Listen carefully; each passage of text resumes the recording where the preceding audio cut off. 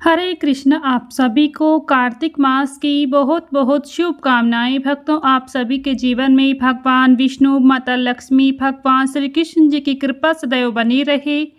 आज की इस वीडियो में आप सभी कार्तिक मास की संपूर्ण व्रत कथाओं का श्रवण करेंगे। आप सभी श्रोतागण इस व्रत कथा को प्रेम पूर्वक और श्रद्धा भाव से सुने। आप सभी को कार्तिक मास का संपूर्ण फल प्राप्त होगा। कथा अगर आपको पसंद आए तो प्लीज़ लाइक शेयर करें। चैनल पर अगर नए हैं तो चैनल को सब्सक्राइब कर लें, बेल आइकन को प्रेस कर लें, जिससे आप सभी को हिंदू धर्म से जुड़े सभी व्रत और त्योहारों की वीडियोस देखने को मिलेंगे। आइए प्रेम और श्रद्धा भाव से श्रवण करते हैं कार्तिक मास की संपूर्ण व्रत कथा और महात्म को। एक बार ब्रह्मा जी ने नारद जी को कार्तिक माह के विषय में बताते हुए कहा कि कार्तिक माह भगवान विष्णु जी को सदैव ही प्रिय है। इस मास में भगवान विष्णु जी का ध्यान करते हुए कोई भी पुण्य कार्य किया जाए उसका फल अवश्य मिलता है। सभी योनियों में से मनुष्य योनि को सर्वश्रेष्ठ तथा दुर्लभ कहा गया है।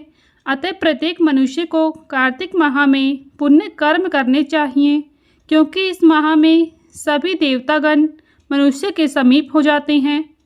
इस माह में देवता मनुष्य द्वारा किए हुए स्नान, व्रत, वस्त्र, भोजन, चांदी, स्वर्ण, भूमि आदि दिए गए दान को विधि पूर्वक ग्रहण करते हैं।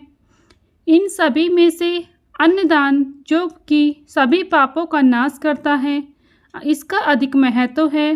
कार्तिक माह में मनुष्य जिस किसी मनोकामना से दान अधिक करता है उसे अक्षय रूप में प्राप्त होता है। यदि कोई मनुष्य दान देने में असमर्थ हो तो उसे कार्तिक मास में प्रतिदिन भगवान के नामों का स्मरण करना चाहिए तथा गंगा जी में स्नान करते हुए कार्तिक माह की कथा पढ़नी चाहिए। ऐसा करने से भी मनुष्य पुण्य का भागी बनता है। इस माह में भगवान को प्रसन्न करने के लिए किसी भी मंदिर में भजन कीर्तन करना चाहिए, स्वयं दीपदान करना चाहिए अथवा दूसरे के दीपक की रक्षा करनी चाहिए। भगवान का स्वरूप तथा मोक्ष पद प्राप्त करने के लिए तुलसी तथा आंवले के वृक्ष को भगवत स्वरूप मानकर उसका पूजन करना चाहिए। जो मनुष्य कार्तिक माह में जमीन पर सोता है उसके सभी पाप युगों युगों के लिए नष्ट हो जाते हैं। मनुष्य अरुणोदय काल में जागरण कर गंगा में स्नान कर करोड़ों जन्मों के कलम पक्षों को धो डालता है। कार्तिक माह में प्रतिदिन इस प्रकार भगवान का कीर्तन करें। कार्तिक माह में गीता का पाठ करने से बड़ा कोई पुण्य नहीं है। 7 समुद्रों तक की पृथ्वी को दान करके जो फल प्राप्त होता है वही फल कार्तिक माह में स्नान व दान करने से मिलता है।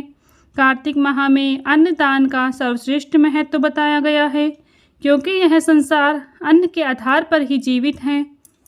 कार्तिक मास में इस व्रत कथा का पाठ करने से वैकुंठ धाम की प्राप्ति होती है।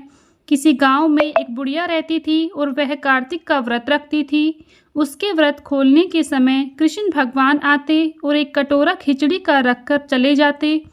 बुढ़िया के पड़ोस में एक औरत रहती थी। वह हर रोज़ यह देखकर ईर्ष्या करती कि इसका कोई नहीं है, फिर भी इसे खाने के लिए खिचड़ी मिल ही जाती है। एक दिन कार्तिक महीने का स्नान करने बुढ़िया गंगा गई। पीछे से कृष्ण भगवान उसका खिचड़ी का कटोरा रख गए। पड़ोसन ने जब खिचड़ी का कटोरा रखा देखा और देखकर कि बुढ़िया नहीं है कि वह कटोरा उठाकर घर के पिछवाड़े फेंक आई। कार्तिक स्नान के बाद जब बुढ़िया माई घर आई तो उसे खिचड़ी का कटोरा नहीं मिला और वह भूखी ही रह गई। बार बार एक ही बात कहती कि कहाँ गई मेरी खिचड़ी और कहाँ गया मेरा खिचड़ी का कटोरा। दूसरी ओर पड़ोसन ने जहाँ खिचड़ी गिराई थी वहाँ एक पौधा उगा जिसमें 2 फूल खिले। एक बार राजा उस ओर निकला तो उसकी नज़र उन दोनों फूलों पर पड़ी और वह उन्हें तोड़कर घर ले आया। घर आने पर उसने वह फूल रानी को दिए, जिन्हें सूंघने पर रानी गर्भवती हो गई। कुछ समय बाद रानी के 2 पुत्रों को जन्म हुआ। वह दोनों जब बड़े हो गए तब वह किसी से बोलते नहीं थे, लेकिन जब वह दोनों शिकार पर जाते तब रास्ते में उन्हें वही बुढ़िया मिलती जो अभी भी यही कहती कि कहाँ गई मेरी खिचड़ी और कहाँ गया मेरा कटोरा। बुढ़िया की बात सुनकर वे दोनों कहते कि हम हैं तेरी खिचड़ी और हम हैं तेरा बेला। हर बार जब भी वह शिकार पर जाते तो बुढ़िया माँ यही बात कहती और वे दोनों वही उत्तर देते। एक बार राजा ने कानों में यह बात सुनी तो उसे आश्चर्य हुआ कि दोनों लड़के किसी से नहीं बोलते। तब वह बुढ़िया से कहते हुए बात करते हैं। राजा ने बुढ़िया को राजमहल बुलाया और कहा कि हमसे तो कोई किसी ने ये दोनों बोलते ही नहीं, तुमसे यह कैसे बोलते हैं। बुढ़िया ने कहा कि महाराज मुझे नहीं पता ये कैसे मुझसे बोलते हैं। मैं कार्तिक का व्रत करती थी और कृष्ण भगवान मुझे खिचड़ी का बेला भरकर दे जाते थे। एक दिन मैं स्नान करके वापस आई तो मुझे मेरा खिचड़ी नहीं मिली। जब मैं कहने लगी कि कहाँ गई मेरी खिचड़ी और कहाँ गया मेरा बेला, तब इन दोनों लड़कों ने कहा कि तुम्हारी पड़ोसन ने तुम्हारी खिचड़ी फेंक दी तो उसके 2 फूल बन गए। वह फूल राजा तोड़कर ले गया और रानी ने सूंघा तो हम 2 लड़कों का जन्म हुआ। हमें भगवान ने ही तुम्हारे लिए भेजा है। सारी बात सुनकर राजा ने बुढ़िया को महल में ही रहने को कहा। हे कार्तिक महाराज, जैसे आपने बुढ़िया की बात सुनी वैसे ही आपका व्रत करने वाले सभी भक्तों की बात सुनना। प्रेम से बोलिए कार्तिक महाराज की जय। वहीं पर कार्तिक महीने की दूसरी कथा के अनुसार एक नगर में एक ब्राह्मण दंपत्ति रहते थे। वे दोनों प्रतिदिन 7 कोस दूर गंगा नदी में स्नान करने के जाते थे। इतनी दूर आने जाने से ब्राह्मण की पत्नी थक जाती थी। एक दिन उसने अपने पति से कहा कि हमारा एक पुत्र होता तो कितना अच्छा रहता। पुत्र के बहू आती तो हमें घर वापस जाने पर खाना बना हुआ मिलता और बहू घर का काम भी कर लेती। अपनी पत्नी की बात सुनकर ब्राह्मण ने कहा कि तूने बात तो सही कही है, चल मैं तेरे लिए बहू ही ला देता हूँ। ब्राह्मण ने कहा कि एक पोटली में आटा डालकर कुछ मोहरे रख दे। ब्राह्मण के कहे अनुसार उसने पोटली बांधकर दे दी। पोटली लेकर ब्राह्मण चला गया। ब्राह्मण सफ़र के दौरान यमुना के किनारे बहुत ही सुंदर लड़कियां दिखाई दी। वे रेत में घर बनाकर खेल रही थीं। उनमें से एक लड़की ने कहा कि मैं अपना घर नहीं बिगाड़ूंगी, मुझे तो रहने के लिए ये घर चाहिए।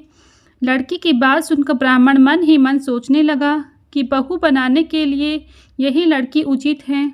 जब वह लड़की जाने लगी तो ब्राह्मण भी उसके पीछे पीछे उसके घर तक चला गया। वहाँ जाकर ब्राह्मण ने उस लड़की से कहा, बेटी कार्तिक मास चल रहा है इसलिए मैं किसी के घर खाना नहीं खाता। मैं अपने साथ आटा लेकर आया हूँ। तुम अपनी माता से पूछो कि क्या वह मेरे लिए आटा छानकर 4 रोटी बना देगी। यदि वह मेरा आटा छानकर रोटी बनाएगी तो ही मैं रोटी खा लूँगा।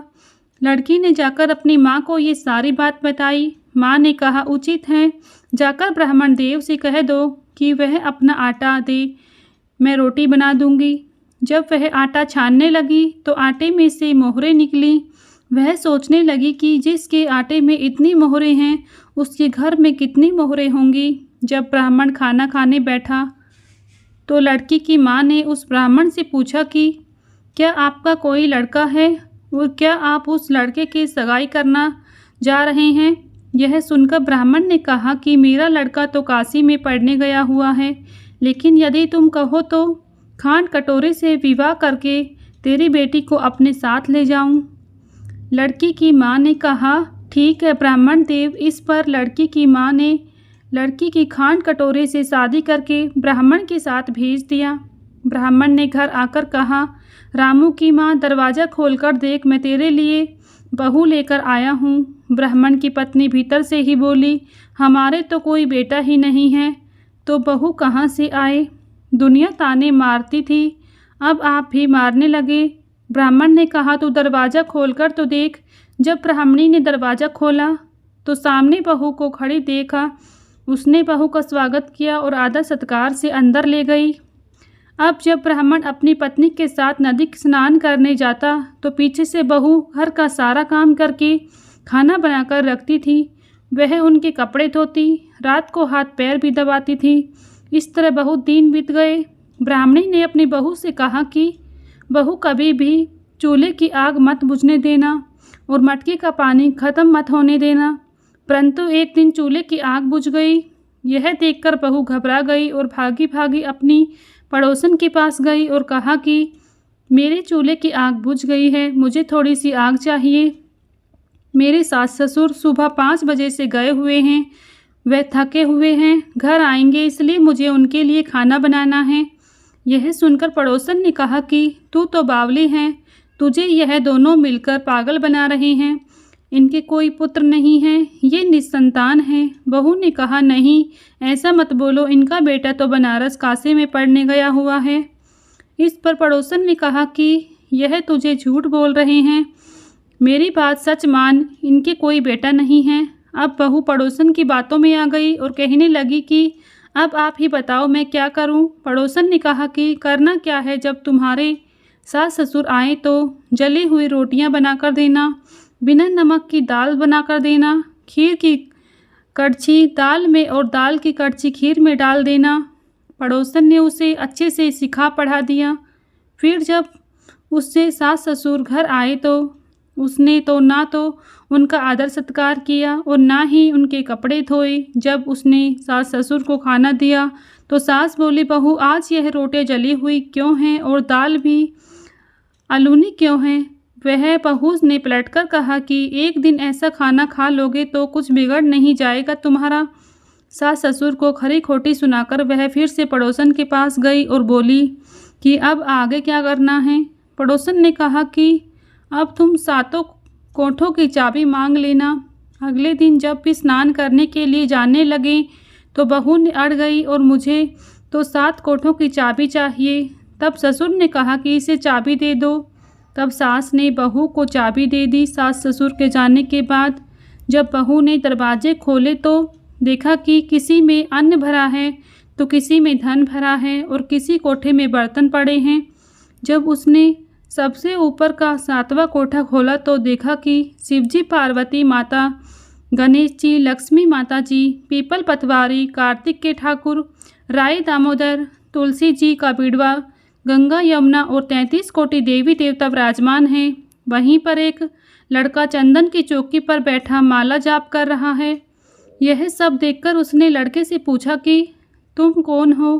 तब लड़का बोला कि मैं तेरा पति हूँ, अभी दरवाज़ा बंद कर दे, जब मेरे माता पिता आएंगे तब दरवाज़ा खोलना। यह सब देखकर बहुत खुशी हुई। 16 श्रृंगार कर सुंदर वस्त्र पहनकर अपने सास ससुर का इंतजार करने लगी। उसने अपने सास ससुर के लिए अच्छे अच्छे पकवान बनाए। जब उसके सास और ससुर घर आए तो उसने उनका आदर सत्कार किया, प्रेम पूर्वक खाना खिलाया और हाथ पैर धुलवाने लगी। पैर दबाते दबाते बहू ने कहा कि माँ, आप इतनी दूर गंगा यमुना स्नान करने के लिए जाती हो तो आप थक जाती होंगी, इसलिए आप घर पर ही स्नान क्यों नहीं करती हो। यह सुनकर सास कहने लगी कि बेटी, गंगा यमुना घर पर तो नहीं बहती। तब उसने कहा कि हाँ माँ जी, बहती हैं, चलो मैं आपको दिखाती हूँ।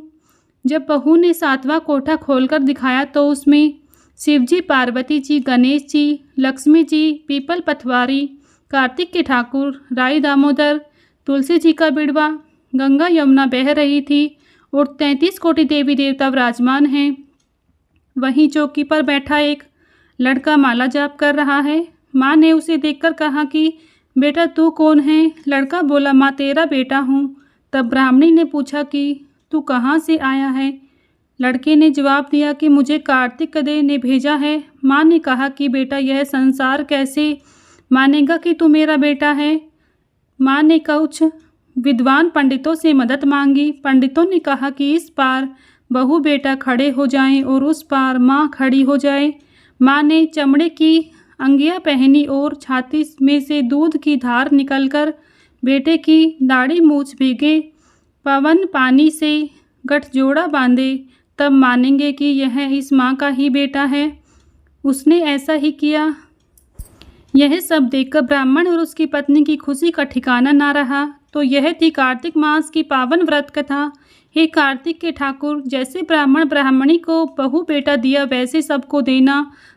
कार्तिक मास की ये कथा सुनने और दूसरों को सुनाने वाले भक्तों को कार्तिकेय भगवान की विशेष कृपा प्राप्त होती है। प्रेम से बोलिए भगवान विष्णु की जय, माता लक्ष्मी की जय। यहीं पर कार्तिक मास का ये महात्म संपन्न होता है। अगर आप सभी को कार्तिक मास की ये व्रत कथा अच्छी लगी है तो प्लीज़ वीडियो को लाइक शेयर करें। चैनल पर अगर नए हैं तो चैनल को सब्सक्राइब कर लें, बेल आइकन को प्रेस कर लें, जिससे आप सभी को हिंदू धर्म से जुड़े सभी व्रत और त्योहारों की वीडियोस देखने को मिलेंगी। मिलती हूँ नेक्स्ट वीडियो में, तब तक के लिए सभी को राधे राधे, जय श्री कृष्णा।